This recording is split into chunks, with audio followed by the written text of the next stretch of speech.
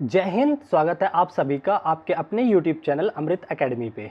हम लोग अपना बीपीएससी का जो प्राइमरी टीचर का वैकेंसी है उसके लिए मैथ की प्रैक्टिस सेट स्टार्ट किए हुए हैं, जिसमें से आज अपना ये 5वां प्रैक्टिस सेट है। इसमें लगभग हम लोग 10 से 15 क्वेश्चन, मोस्ट इंपॉर्टेंट क्वेश्चन को अच्छे से डिस्कस करते हैं। ठीक है, अगर आप लोग चैनल पे नए हैं तो चैनल को प्लीज़ सब्सक्राइब कर लीजिएगा, और जो लोग चैनल पे नए हैं उनके लिए मैं बता देना चाहता हूँ कि आपके इस चैनल अमृत एकेडमी ऑफिशियल पे हम लोग सारे जो टीचिंग एग्जाम्स होते हैं उसकी प्रिपरेशन बहुत अच्छे तरीके से करते हैं। ठीक है, तो आप लोग चैनल को सब्सक्राइब जरूर करके रखिएगा।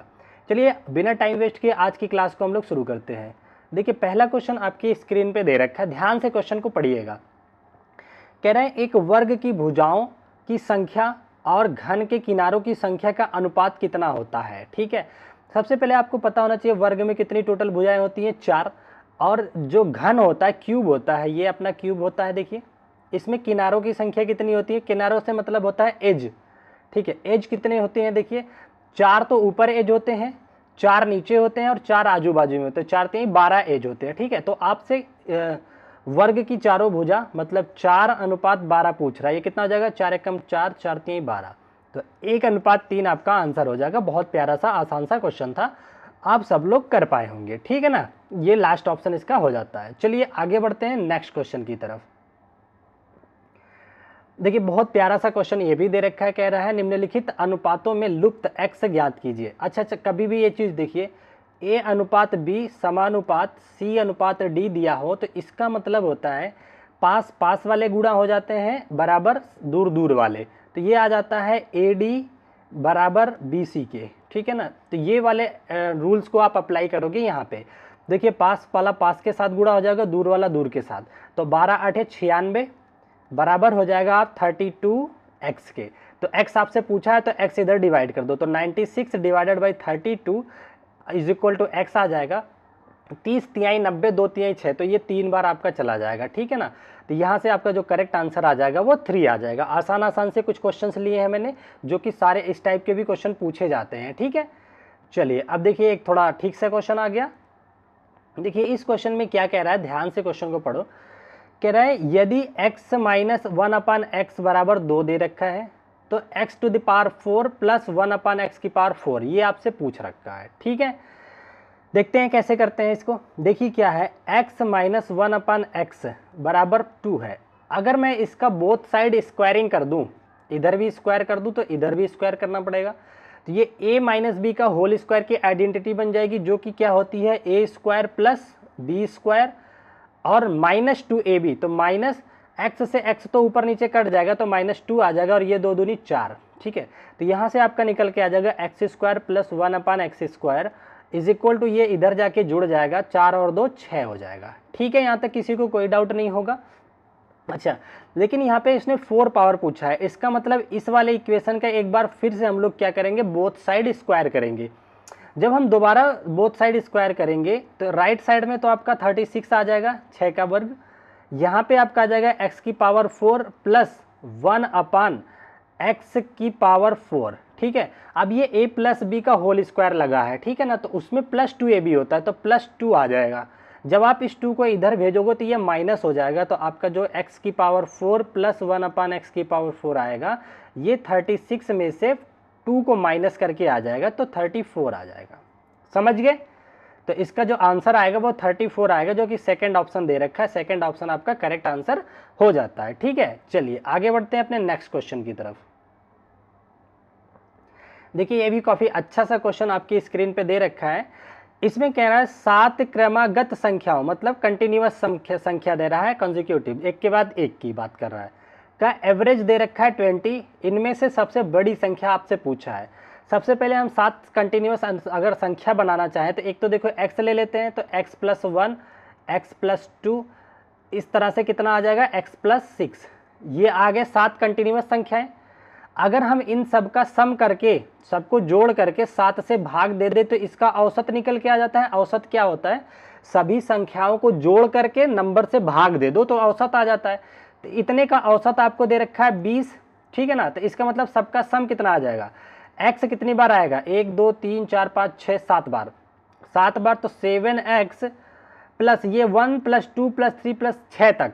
ठीक है, 1 2 देखिए 1 + 2 + 3 + 4 + 5 + 6 इतना आ जाएगा। इधर कितना आ जाएगा, 7 का गुणा हो जाएगा 20 में, ठीक है ना। तो 7 दूनी 14, 140 आ जाएगा। ठीक है, समझ गए यहाँ तक।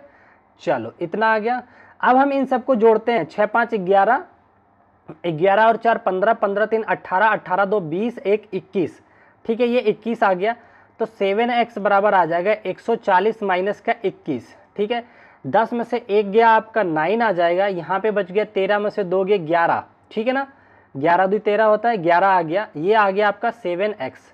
तो यहाँ से जब x आप कैलकुलेट करोगे, आपको सबसे बड़ी संख्या पूछा ना, तो x बराबर आ जाएगा आपका 119 को भाग दे दो 7 से, तो 7 1 करने 7, 7 और 7 1 कम 7 और 7, 7 और 5 12, 7 4 11, 49, 7 7 49।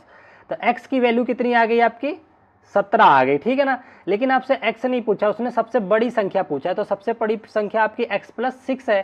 तो ये आपके आ जाएगी 17 + 6, तो 17 3 20 और 3 23, आपका 23 करेक्ट आंसर आ जाएगा। ये रहा आपका थर्ड ऑप्शन पे। ठीक है, समझ गए एक एक चीजें। तो ये कंटिन्यूअस नंबर आपको x + 1 x + 2 इस तरह से x + 6 तक मानना होगा। समझ गए ना।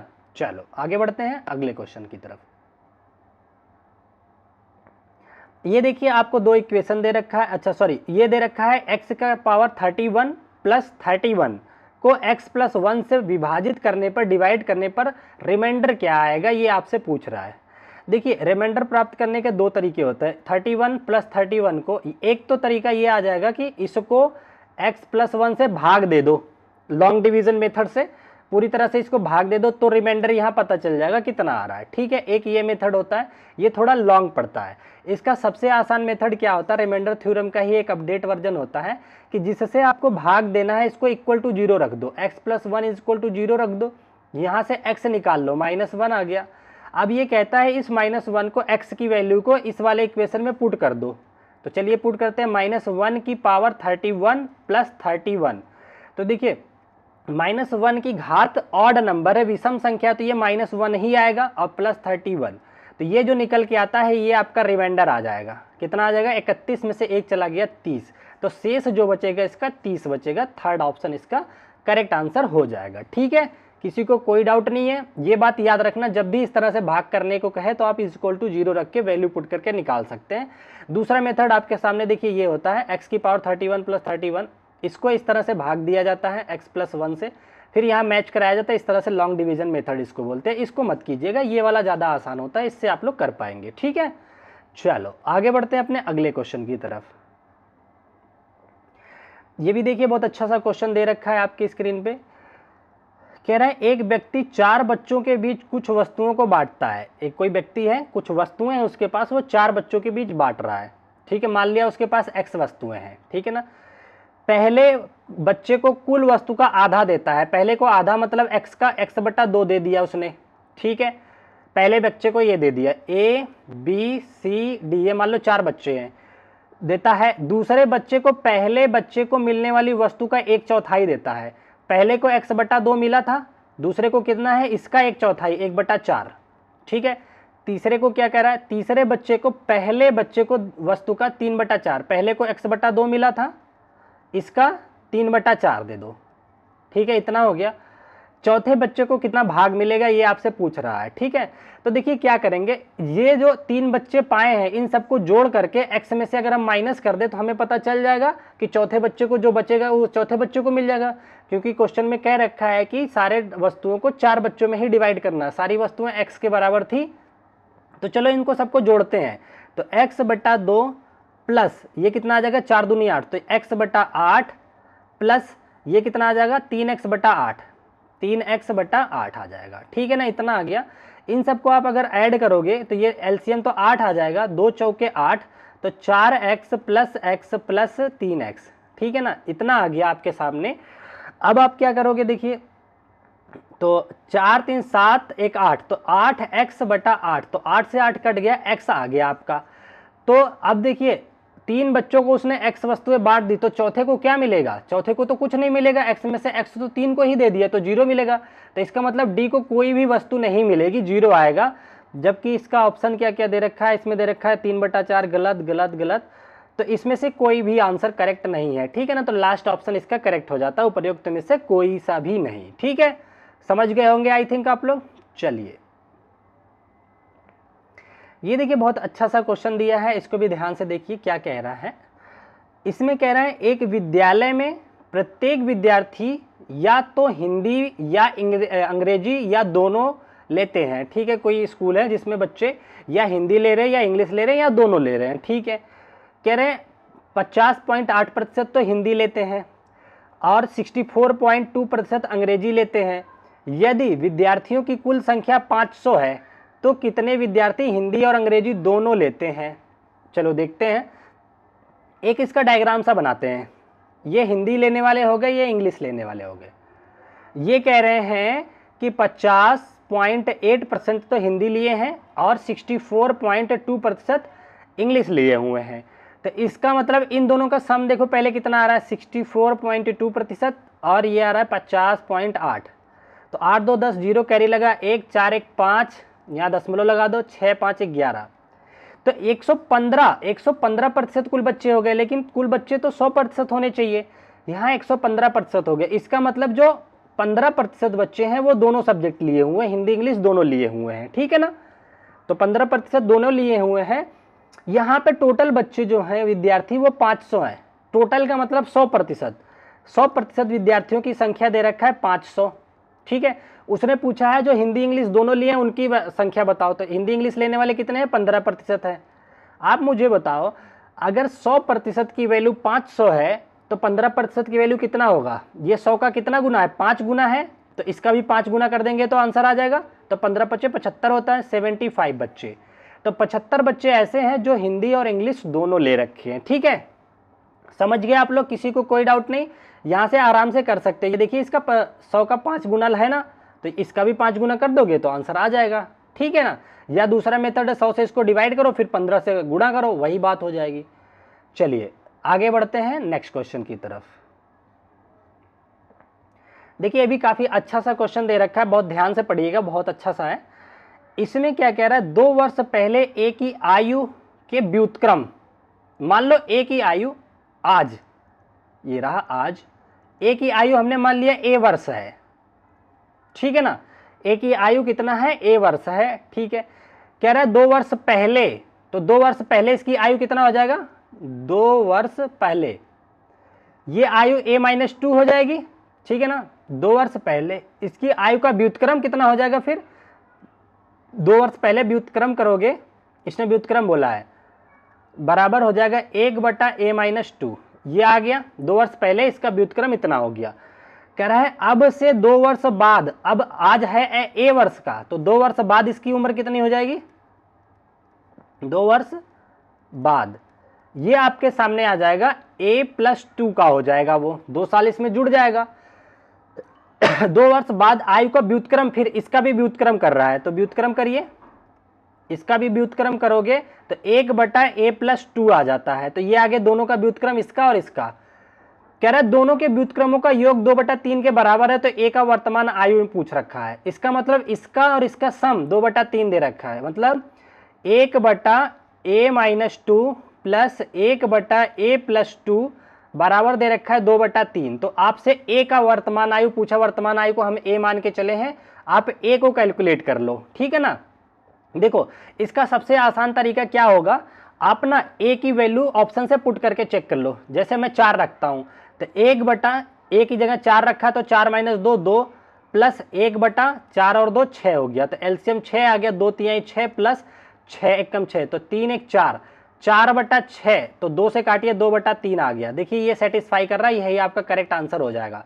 अदरवाइज इस इक्वेशन को आप सॉल्व भी कर सकते हैं क्रॉस मल्टीप्लाई करके, एलसीएम लेकर के, लेकिन सबसे आसान पड़ेगा आप तुरंत ऑप्शन रख करके चेक कर सकते हैं, ठीक है ना। चलिए आगे बढ़ते हैं अगले क्वेश्चन की तरफ। ये देखिए बहुत प्यारा सा क्वेश्चन दे रखा है, ऐसे क्वेश्चन पूछे जा रहे हैं। इसमें कह रहा है प्रीतम और राणा एक गोलाकार खेत के मैदान के चारों ओर चक्कर लगाते हैं, ठीक है। प्रीतम एक चक्कर लगाने में 16 मिनट का समय लेता है ठीक है, पहले प्रीतम जो टाइम ले रहा है 16 मिनट का ले रहा है, जबकि राणा 1 मिनट का चक्कर मतलब एक चक्कर लगाने में राणा ले रहा है 20 मिनट का टाइम। कह रहा है यदि दोनों एक ही बिंदु से एक ही समय पर और एक ही दिशा में चलना शुरू करते हैं तो प्रारंभिक बिंदु पर कितने समय बाद मिलेंगे। तो देखिए इसका एक कॉन्सेप्ट सिंपल सा होता है, अगर कोई सर्कुलर ट्रैक है या घड़ी की सुइयां है, एक ही टाइम पे चलना स्टार्ट करती हैं अलग अलग स्पीड से और एक ही दिशा में, ठीक है ना, तो ये दोबारा कब मिलती हैं, इसके लिए क्या होता है, इनका एलसीएम ले लिया जाता है। जो इनका एलसीएम होता है उसी टाइम पे ये लोग दोबारा मिलते हैं, ये याद रखोगे। कितने बजे कब मिलते हैं, एलसीएम टाइम पे। तो 16 और 20 का एलसीएम कितना हो जाएगा, तो एलसीएम आप लोगों को निकालना पता होगा। एलसीएम क्या होता है, दो नंबरों का एलसीएम निकालने के लिए जो सबसे बड़ी संख्या होती है या तो ये खुद एलसीएम होगी या फिर इसी का कोई मल्टीपल होगा। ये बात याद रखोगे क्या, कि किन्हीं भी दो संख्या का लघुत्तम समापवर्तक उसमें से बड़ी संख्या होती है या उसी का कोई मल्टीपल होता है। तो देखिए 16 से 20 तो नहीं कट रहा है पूरी तरह से, तो 20 तो नहीं हो सकता, 20 का मल्टीपल ढूंढते हैं। 40, 16 40 को भी नहीं काट पा रहा है। 60, 16 नहीं काट पा रहा है। 80, 80 देखिए जो है 20 का मल्टीपल भी है और 16 से कट भी रहा है, 16 5 80, तो ये 80 इसका एलसीएम आ गया। तो 80 मिनट पे दोबारा ये दोनों फिर से मिलेंगे। ए ऑप्शन आपका करेक्ट आंसर हो जाएगा सिंपल लैंग्वेज में। समझ गए, यहां तक आई थिंक किसी को कोई डाउट नहीं होगा, ठीक है। चलो आगे बढ़ते हैं नेक्स्ट क्वेश्चन में। देखिए इसमें कई बार घड़ी की सुइयों के फॉर्म में भी पूछ रहता है, घड़ी की सुइयां घूम के आती कब मिलेंगी, एक या घंटी बजने का टाइम होता है। ये सारे क्वेश्चन एलसीएम से सॉल्व होते हैं, समझ गए। चलो आप लोग समझदार हैं, सब समझ जाते हैं।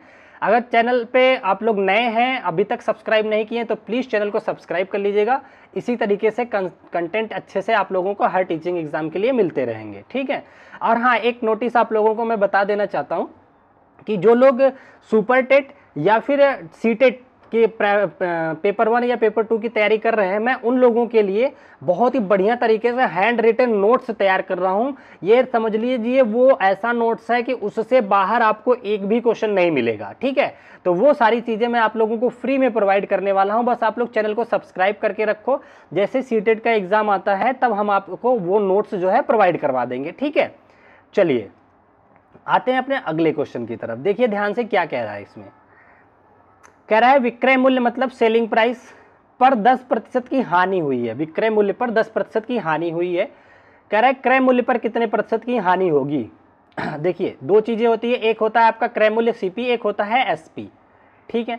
अच्छा एक चीज ये ध्यान रखो, सीपी क्या होता है, अगर हानि हुई है तो एसपी में कितने का हानि हुआ है वो जोड़ दो, ठीक है ना, तो ये सीपी निकल के आता है। मान लो अगर मैंने 10 रुपए का कोई चीज खरीद के लाया, मैंने 10 रुपए का खरीद के लाया, ठीक है ना, उस पे बेचा मैंने उसको 8 रुपए में, हानि हुई 2 रुपए की, तो बताओ खरीदा कितने का था, ये पता करने के लिए जितने का बेचा उसमें हानि को जोड़ दूं तो 10 के बराबर हो गया ना। देखिए तो इस तरह से निकालते हैं, ठीक है।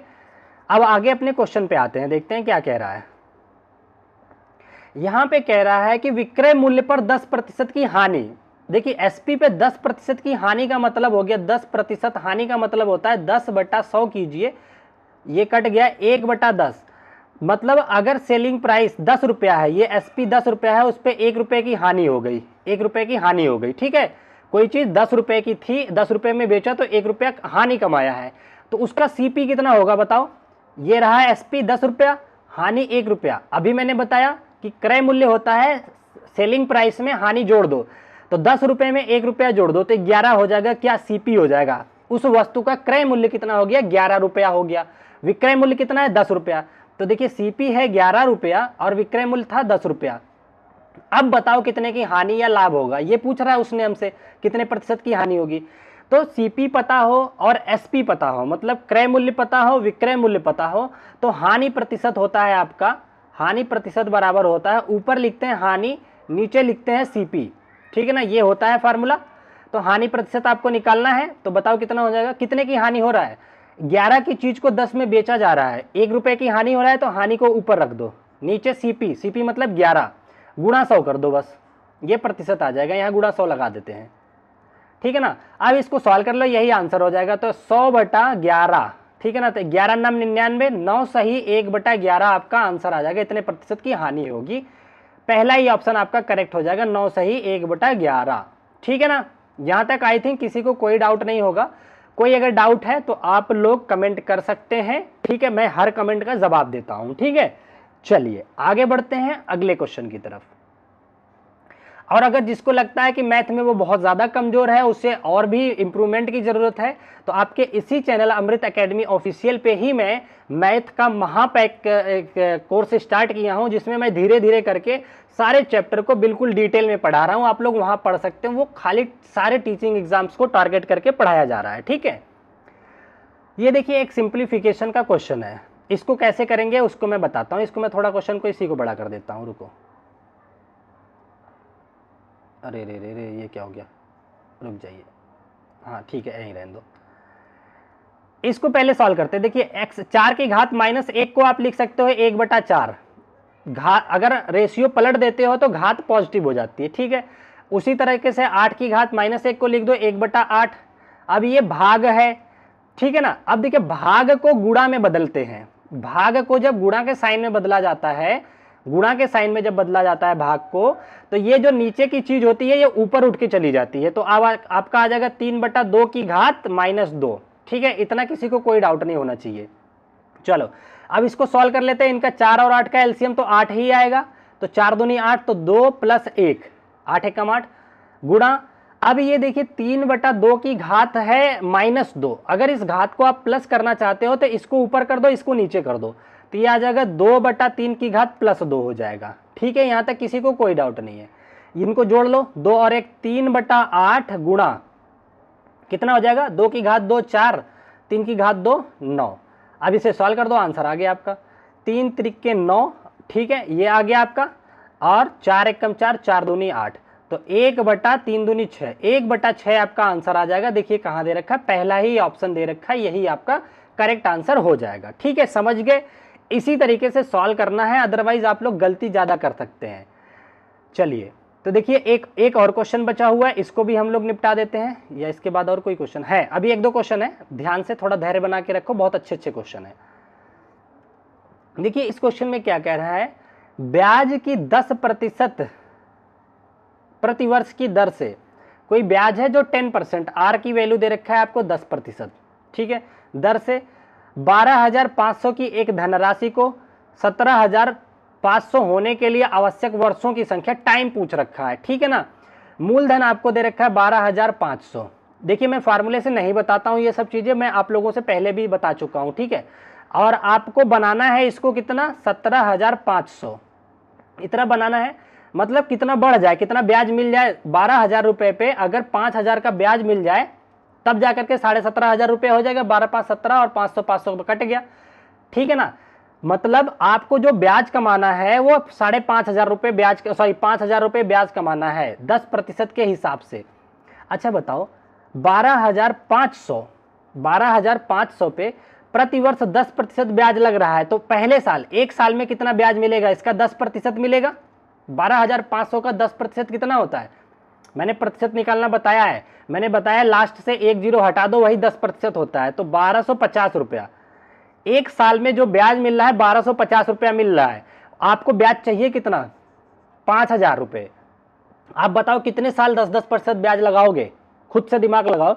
12,000 है, 5,000 के करीब पहुंचना है, 5 साल अगर आपने ब्याज लगा दिया, वैसे भी आप ऑप्शन से जा सकते हैं। एक साल में तो केवल 12,500 मिलेगा, लेकिन आपको चाहिए 500, तो ये तो वैसे भी कट गया। 2 साल में 12 दूनी 2400, मतलब 2,500 के आसपास मिलेगा, लेकिन आपको 2,500 नहीं बल्कि 5,000 चाहिए, मतलब 2 साल का डबल चाहिए। सीधा सीधा यहीं से आंसर मिल जाएगा, ठीक है।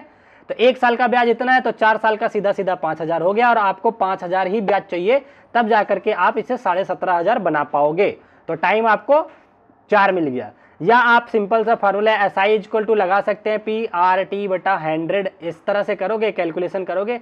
लेकिन मैं इन चीज़ों को कभी सपोर्ट नहीं करता, लॉजिक लगाओ, दिमाग लगाओ, आसानी से आंसर पा जाओगे, ठीक है। चलिए आगे बढ़ते हैं अगले क्वेश्चन की तरफ। अच्छा देखिए एक ये दे रखा है इक्वेशन से, जिसमें आपसे हल पूछ रखा है। कह रहा है कि इतने 2 इक्वेशन हैं, 1 और 2 युग्म के अनंत हल हैं, तो k का मान। अच्छा देखिए अगर मान लो ax + by + c टाइप के, इस तरह से a1x + b1y + c1। दूसरी इक्वेशन है अगर आपको a2x plus B2y plus C2 equal to 0। ये दो इक्वेशन है। इनफाइनाइट मेनी सॉल्यूशन की कंडीशन होती है कि x का कोफिशिएंट अपान उसमें A1 upon A2 is equal to B1 upon B2 is equal to C1 upon C2 होता है। ये कंडीशन होता है फॉर अनंत हल के लिए या infinite many solution, infinite many solution के लिए, ठीक है ना। ये कंडीशन फॉलो करनी पड़ती है। तो चलिए इसमें ये कंडीशन फॉलो करवाते हैं। यहाँ पे देखिए A1 की वैल्यू 3k 3k प्लस 1 अपान A2 की वैल्यू कितना है 2 है, बराबर कितने के होना चाहिए y का कोफिशिएंट। इसमें y का कोफिशिएंट आपको 3 दे रखा है बटा यहाँ पे कितना दे रखा है -3। इतने को ही सॉल्व करोगे तो भी आंसर आ जाएगा। इन दोनों को सॉल्व करते हैं। 3 से 3 कट गया, -1 आ गया। इस 2 का इधर मल्टीप्लाई हो गया, 2 एकम 2 -2 आ गया। तो 3k प्लस 1 बराबर -2 आ गया, ठीक है। इस 1 को इधर भेज दो तो 3k की वैल्यू आपके पास -3 आ गया। k से k 3 से 3 कट गया, k की वैल्यू आपका आ गया -1, ठीक है ना। -1 आपका करेक्ट आंसर हो जाएगा, यही पूछा था। बट ये कंडीशन आपको याद रहेगी तभी आप कर पाओगे सवाल। समझ गए? किसी को कोई डाउट नहीं है ना? ठीक है, कोई डाउट होता है आप कमेंट जरूर कीजिएगा, ठीक है। अच्छा, एक और ये क्वेश्चन है आपकी स्क्रीन पे, देखिए बहुत प्यारा सा क्वेश्चन दे रखा है। इसमें कह रहा है एक घन के आयतन में आयतन कितना है, घन का वॉल्यूम पूछ रहा है जिसका विकर्ण आपको इतना दे रखा है। सबसे पहले आपको घन का विकर्ण पता होना चाहिए कितना होता है। अगर मान लो ये घन है जिसकी भुजा a है तो इसका जो विकर्ण होता है डायगोनल होता है, इसका फार्मूला होता है आपका √3a। ये √3a के बराबर होता है, ठीक है ना।